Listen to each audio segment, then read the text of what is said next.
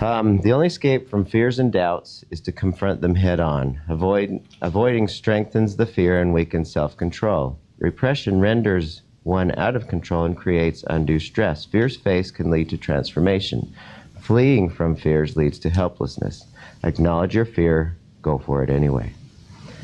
The thought that just came to mind, I remember when we spoke a little about the psychoneuroimmunology the other day. There was another interesting thing they found out with women who have breast cancer. I don't know if any of you have heard this before. Bless you, bless you. Have you heard of this study of women who have breast cancer? They found that when people, and they studied it specifically with breast cancer, but they found that there was a personality that seemed to promote, once somebody's diagnosed, seems to promote breast cancer. And that, once they're diagnosed. What? Yeah, once they're diagnosed. And that personality is, oh, well, too bad, there's nothing I can do about it. That personality, that mindset, seemed to make the breast cancer worse. On the opposite side, when they were doing this study, those who had they called it I can't remember if it was like, if they gave it a name, something to the feel of the fighter mentality. I am going to, this is not bigger than me mentality. When they had that, those women tended to get better.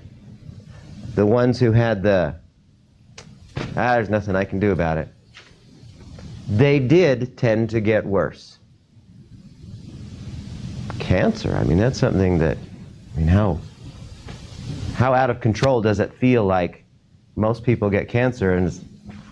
But apparently there is something about that mind-body connection related to cancer that by having that fighting spirit, that's what I was after. The fighting spirit tends to be beneficial in that way. Accept yourself as you are. You might as well, because you're the only one that you have. Whether you have fat thighs, a big nose, flat feet, balding hair, the person you really are, and I think this goes to what you were saying, the person you really are is hardly the one you see every day. The mirror always lies. You gave your life to become the person you are right now. Was it worth the sacrifice? I always think of that's from Richard Bach in his book Illusions. That thought always knocks me. You gave your life to be the person you are now. You sacrificed everything else to be who you are. Might as well accept it, because that's what you got. This is a nice one. This came from, they mentioned this, but when I was in this, I think I told you about the relationship class I was in, the love class I was in at BYU. It was called the love class. Did I tell you about this? Did I? Where there was like 700 people in one classroom and one guy up there in the front, or a lady up in the front talking every week for an hour and a half.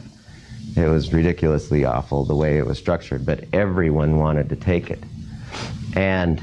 But I don't remember very many things, but this is one of the things that somebody in there said is, you can either be right or you can be happy and at peace. But you can't have both. Now, what's the idea behind that? Think about in terms of relationships. Can you argue your point and make sure that you come out the top one standing and not get along with your partner, or just constantly defending? When you are defending your point of view, you're trying to be right. You're not trying to understand. Right.